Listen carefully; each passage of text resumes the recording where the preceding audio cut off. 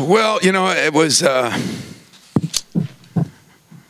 different game. I thought we played pretty well early. They made some shots, and we missed a bunch of shots. And then we got a lead, and we did something uncharacteristic of us. We got a lead, and we kind of just said, "It's my turn."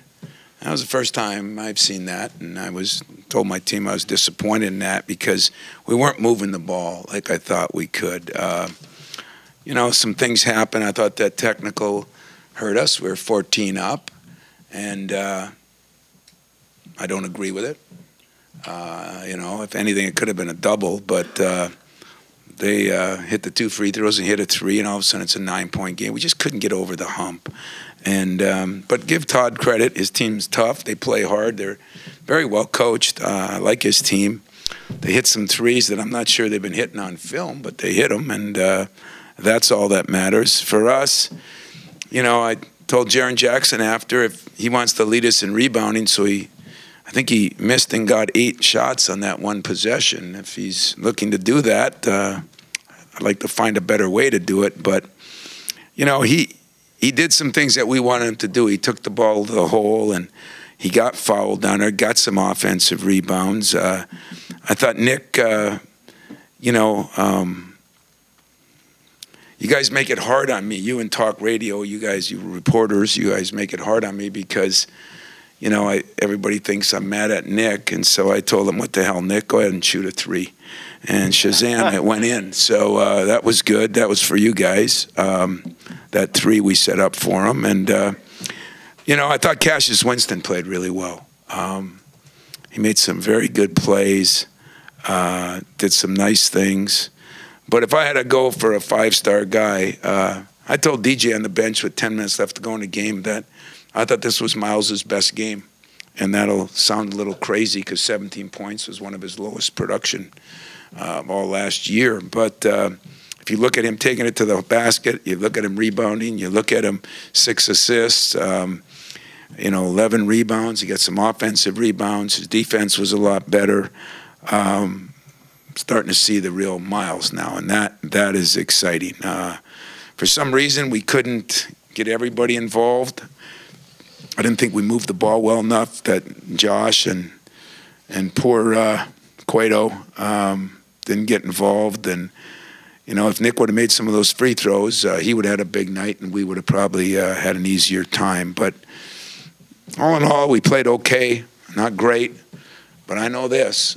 We played a lot better than 5 other top 10 teams that that got beat by unranked teams this week. And my old boss, Judd Heathcote, used to say finals and Christmas, tough time for basketball to stay focused. And yet I thought we practiced really well. I thought we were good. We missed some shots. They made them. And I'm saying we missed some shots. We shoot 48%, 47 from the 3. With all those misses, Nick had 74 from the line. And probably the most, I said we were a little selfish, 24 assists on 28 baskets. So it shows that the coach doesn't know what the hell he's talking about, and I'll just take the win and move into finals week. Tom, Cassius is 19 of 27 on threes the last 6 games or so. I mean, can you just talk about the tear he's on? That one time he's going on the fast break on the left wing, he's like calling for the ball. I mean, he's really feeling. I'll tell you what the best part about that is. You know, Cassius today wanted to get Nick and Josh involved a little more a couple times. And then Tom comes in, and he's sitting on the bench, and he comes in, and we were playing them both together, and he says, Coach, I can get Cassius some shots. And told me a couple things to run. And, you know, it's not easy to be Cassius coming here, a highly ranked kid, and Tom starts most of last year, and then Tom, who started for 3 years, now coming off the bench. And I think that alone tells you a lot about it, and he's his biggest cheerleader, and it was his calls that got Cassius the ball. And I said, you know, sometimes it works to play those 2 together because Cash is a very good 2-guard too, you know, and he is shooting the lights out. Things run a little smoother. I don't know. I mean, and we're going to keep working with McQuaid. He's too good a shooter and too good a kid and too hard a worker to shoot like he's shooting. But it is what it is. We're just going to have to keep trying to get him better.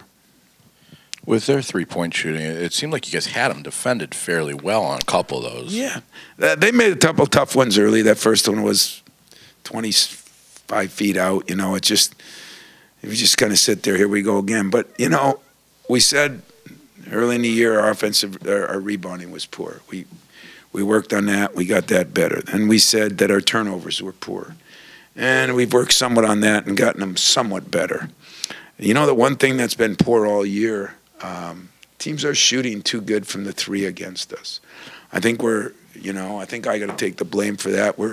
We want to keep guys out of the lane, and we don't want to foul guys. This team goes to the free throw line 27 times a game. So, you know, we didn't want to close up too tight and foul them and give them credit they hit some shots. So, you know, that'll be this week's now. I think the two things that we really got to work on this week is that ball going side to side on offense, pressing up a little bit more on defense. And if we can get those things locked in and get better over finals and get better over Christmas, you know, I still think we have a huge upside to this team. Coach, you mentioned the rankings earlier. There's a very real chance you could be number one come Monday. Is that a bullseye you want this team to wear to see how they respond to it and handle it?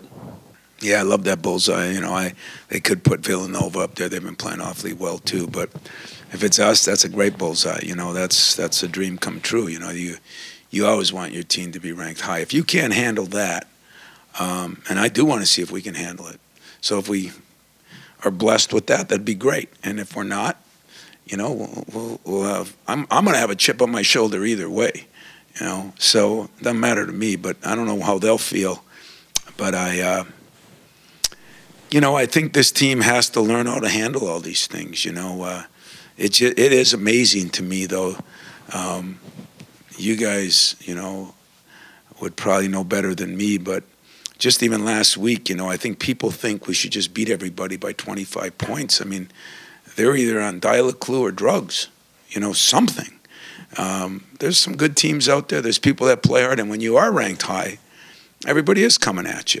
I mean, Duke's had a lot more close games than we have against them. You know, it's just the way it is. And I like the fact that our guys are handling it pretty much.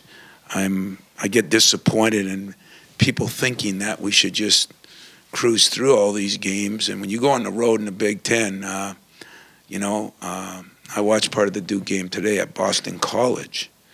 And it's hard to win on the road in the league. Tom, I know finals week can get goofy with everybody's schedules and all that, but is it a good time for them to have maybe a little bit of a mental break from the everyday grind a little bit? Is it a little time before that next game, or does it not matter? I'm just trying to think of how I would address your finals week. Was it tough? Huh? Mine? Yeah. Finals week is tough, guys. I mean, it's you do get a little time. But, you know, as we always seem to happen, it's, you know, a lot of times, like when I was in college, up in the UP, they would, if you had a week of finals, it'd be Monday and Tuesday and maybe Wednesday because everybody wanted to get the hell out of there to warm weather, you know.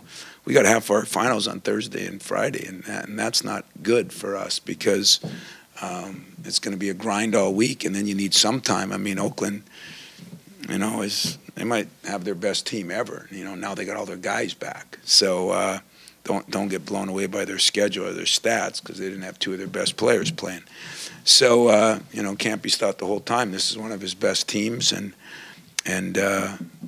you know, I'm sure he's hoping we're one, you know, because last time we were, they almost beat us. So I don't know. You know, Matt, I don't know. It's not easy, I'll tell you that. The grind that they've been through, and then all of a sudden you got tests every day, and you're trying to squeeze a practice in, and it's even harder on us because we're trying to squeeze a morning or afternoon practice so we can go on the road recruiting at night because it's the only chance we get to get out. So it is what it is. I'd rather be playing someone else besides Oakland on Saturday just because you don't know how guys will handle the week, but, you know, that's the way the whole season's been. So I'm looking forward to the challenge. I'm looking forward to trying to get a little better into things. Now we've got a pretty good clue of what are we good at, what are we average at, and what are we poor at. And you know, we had done such a good job at the free throw line, and then all of a sudden, a couple games, that's kind of, you know, we're not very good at guarding the three. We're still not great at turning the ball over. We are getting better in rebounding the ball, and we've been dynamite defensively, even though it's not been from the three. Tom, forgive me if you got into this at the very beginning, but what did you think of Todd Simon's team? They looked like a group that could take a punch a little bit. Had some guys. You know, I love Todd. I mean, he's from this area. You know, he was so appreciative of being able to come back. I think he had a lot of people here from Fowler. That was cool for him. And we were really impressed with him on film on how his team plays hard, executes, and whenever you're getting to the foul line a lot, that means you're playing very aggressively. And it's one thing we've done an average job at over the year, getting a little better now. But so I think that team's got a chance to win a lot of games in that league. You know, they keep everybody healthy. They had a couple guys that had been hurt. So I like the job he's done. I like the opportunity he has. It seems like a nice place looking at it on film, and I'll be pulling for them hard. You know, it's nice to see a local guy do good. Tom, I wonder how you think. I would imagine Nick kind of felt some eyeballs on him today. I wonder how you thought that he approached, you know, the game and just kind of handling all that. You know, guys, I got to say this because it's who I am. You guys are ridiculous last week. You look at things and you don't understand. I got a job to do, and you ain't going to get in my way of doing my job. So if you want to bait them and then get talk radio going like they did, and I mean, by the time Nick got on the airplane, Nick was fine. You know, Nick got frustrated about some things, and I didn't like the way he played. I don't know where you came up with the argument on the bench just to call you out like I get called out, but that wasn't me. He was arguing, not you. Well, you know, when you read that, you know, you expect me to take a punch, take one, okay? But those are the things that make me want to get real guarded, because I can take them even though I get angry over it, because I think our fans should be a little more grown up after 23 years of more guys taking more than Nick Ward took, because I didn't even get on Nick Ward. I just benched him, okay? And, you know, how did he handle it? Phenomenally. Honest to God, phenomenal. In the plane, coach, you know, I just got upset about, you know, they were doubling me and this and that. I said, yeah, well, your body language, Nick. You didn't get pulled because of your play. You got pulled because of your body language. And I'll be honest with you. You know, we're trying to win a championship. So that when you're trying to win a championship, there's not a lot of margin for error. And I think Rutgers is going to beat some teams there, but Rutgers would be one of those games you can't afford to lose. They knew that going in. They knew how I felt going in. And when I see things real early in a game that lead me to believe that we're reading our press clippings, until the day I get out of this job, it's going to get addressed. And if you don't like it or our fans don't like it, that's too bad. But other than missing free throws, Nick Ward today, 6 for 10, 4 for 9 from the line, 6 rebounds, 21 minutes, 17 points. I'd say he responded really well. And Cassius Winston was better than Nick Ward. And I do get frustrated because I got a guy here now from Georgetown. And, you know, the game ended, and to be honest with you, it was like, should we close the locker room up? Because that's what they do with their players. I said, what the hell would you do that for? Well, you know, Nick, and man, should we go through the list? Morris Peterson, Mateen Cleaves, you know, that's back when you'd have to worry about lawyers so you could have fistfights in the locker room. You know, it was more fun back then, you know. Now I can't do those things, so I just got to, you know, by the way, you're going to sit on the bench second half, you know. I just, that frustrates me. I guess it's stories for you, but why would it be a story when it hasn't? One thing about me, I've been consistent. You know, it's been consistent. Been no phoniness. It's been consistent the whole time. So I don't appreciate that if you want the truth. And yet I'm probably making a bigger deal than it was, because I'm going to remind you that you hold me accountable, I hold you accountable. It's a great country we live in. And Nick Ward, you know, I'm getting people calling me, oh, he's going to transfer. Well, if he wants to transfer, then he should transfer. But, you know, that's the talk radio idiots. And I mean that. Because that's what causes problems on a highly ranked team, that everything is scrutinized, and you got to be able to take that. And you got to be able to handle that. But I don't need my own people poisoning the pot. So that's my statement. You know, you guys must not know me as well as you think you know me. Because you've been with me a long time. Has it ever changed? Ever changed? Yeah, I'll tell you when it changed. Instead of yelling at him, I did something better. I just said, enjoy the seat next to me, brother. And you know what? That might not have been good for us. It's probably healthier for me. But that was a little different for you guys. And yet if I would have done the other way, scrutinized the same way. So it's not easy to coach in this market anymore. It's not easy to coach with the social media that we got. So I'm on a little rampage here, so you gotta live with it, because I get one shot too. And I got a really good team, and I got really, really, really good guys. And my guys know me. And if I was to step out of bounds, I'm just trying to figure out, why would somebody on Twitter or anywhere else, thank God I don't read that, but I have to listen to people call me, think that sitting a guy is the end of the world, like you know. Any of you have kids? You know, when your kid flunks a class, do you come home and pat him on the back and say, geez, Johnny, nice job. Hope you flunk the next test too. That's crazy. So today, Nick did what great players should do. He responded. When he came out, coach, it was my fault on the free throws. Like the jerk I am, I said, you know what, Nick, I agree. It was. It was. So now you got to work on it a little harder. But Nick was locked in early. You know, we all need, including me. So maybe you guys gave me a little heat check here last week. And so I'm responding to yours. He responded to mine. Beautiful day. Another question. That'll make me feel better. Tom, you mentioned earlier the other top 10 teams who fell during the week. Do you feel like for you guys this was a week where you escaped?